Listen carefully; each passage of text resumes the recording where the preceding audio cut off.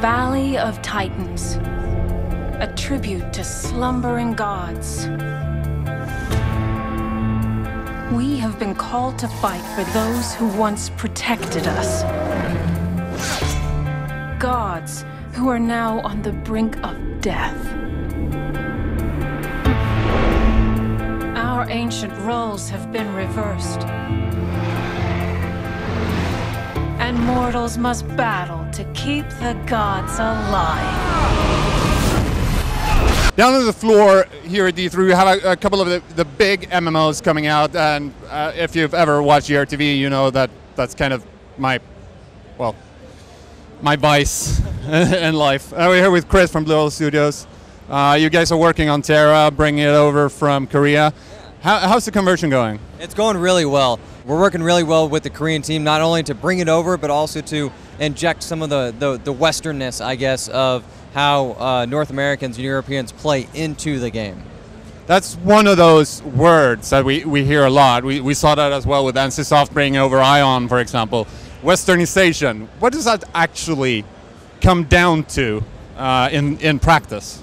So I hate the term Westernization because it's all just about the player and what they want to play and what we enjoy here in the West versus what they enjoy there in Korea. So as an example, we approached Bluehole Studios because we thought that Western players would like the controller support with, you know, the visceral feel of the combat. So we asked them to put it in, and they liked it so much that they put it in the Korean client and our client. So it's more of a collaborative effort. You know, our writing team just went to Korea to work with the Bluehole Dev Studio and helped to write the brand new content that just got released in Korea. So it's not just us translating, it's us giving input and them giving input and bouncing ideas off of one another and making a better game for everybody. As you mentioned, the visceral combat is a big thing in TERA, and we hear a lot about it. Can you give us an example of how it actually works? Yeah, so it's all based on position. So there's no more tab targeting. There's no more clicking off skills while you watch TV or talk to your wife or play with the kid. You know, you've totally got to be focused on it. It's, you know, positioning and swinging it the right direction and dodging or rolling out of the way or jumping right before the enemy does a huge attack and then coming in with a really strong attack of your own. So it's all about timing and positioning and really moving around and being fluid in your combat.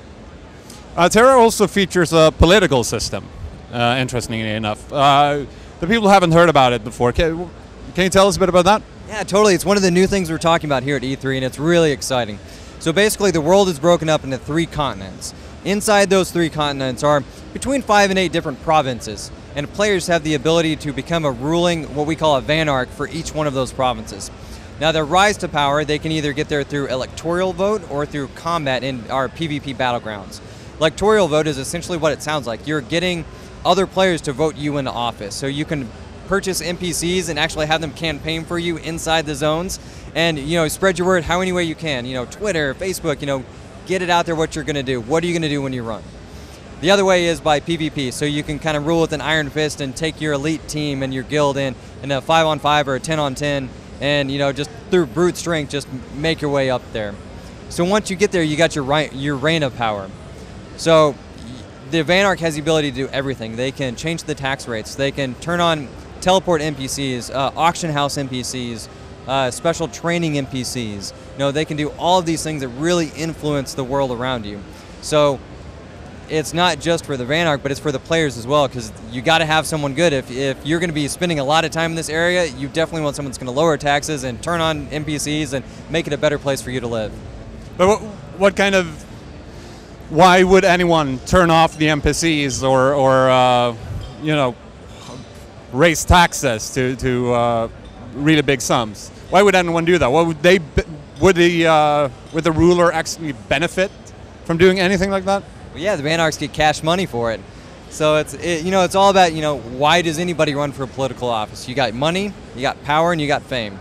So money, they make something off of the taxes. All the Vanarchs and the guilds do. So yeah, you get a little bit of cash your way, that's not too bad. You know, power, you know, the ability to turn on or off all these things, they all take policy points to turn on and off to all the different NPCs. So you've got to go out and earn it. So there's definitely a time investment from a Vanarch perspective to earn these policy points to turn it in. But that in turn can make your province more popular, so more people come in and buy stuff with your tax rate. And then the fame. You get a really kick-ass mount when you ride in, and every time someone enters and leaves your zone, it says Vanarch right there in your name and your guild. So everybody knows who's running the show. If I remember correctly, there's also a king. Let's just say everybody has a boss. We're not really talking about the Exarch, I'll say the Exarch system, but safe to say everybody does have a boss. All right. Any other like big thing about TERA that you guys are talking about here at E3? We're just really talking about how this action combat, this visceral, position and dodging and juking combat, couples with, all the staples of an MMO. Crafting, instance dungeons, an in-depth guild system, all of these different things really combine to make TERA something unique that we think everybody's really going to love. To talk about a bit of the darker subject, we've seen server mergers over in Korea. Gone from, I can't remember the initial number, it was quite high, down to about 50% of those servers. What was the reasoning behind the server mergers there? Well, so the Korean had a really successful launch, and just like any other MMO, after you have a launch, you get set into your people that really, really like the game. Over in Korea, TERA generally averages second or third place, of all time, so that's still really good. And with server merges, you get more people playing on one server, which actually has increased the happiness, I guess is the best way to say it. The overall satisfaction of the players that are playing, because there's more people to fight big-ass monsters, there's more people for instances, there's more people for groups. So they've decreased their server size, but they've also increased how happy their players are with the overall TERA experience. And with TERA out in Korea, when can we kinda expect it here in a rough period of time? So the rough period of time is when it's ready. And I know everybody hears that, but the main thing we want to do is, right now we're working on the in-game. We're working on making sure that there's something there for everybody. We don't want to release it and then have an incomplete game when players get to max level and then have them leave. So we're working on really defining what that in-game is, making it really robust, and then polishing the entire game from start to finish, because we want everybody to love TERA as much as we do, and we want to put out the right product, and we're going to do it when it's ready. All right, so no number, no 2011, no 2012. No 2011 or 2012, when it's ready.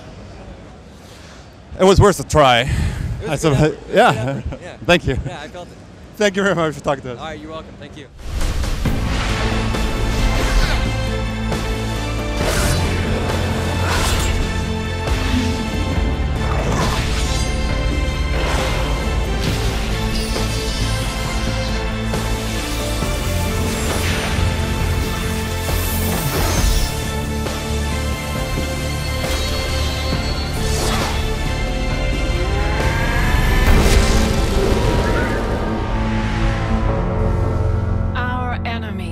Are hell-bent on their destruction. If we allow the gods to die, we all die.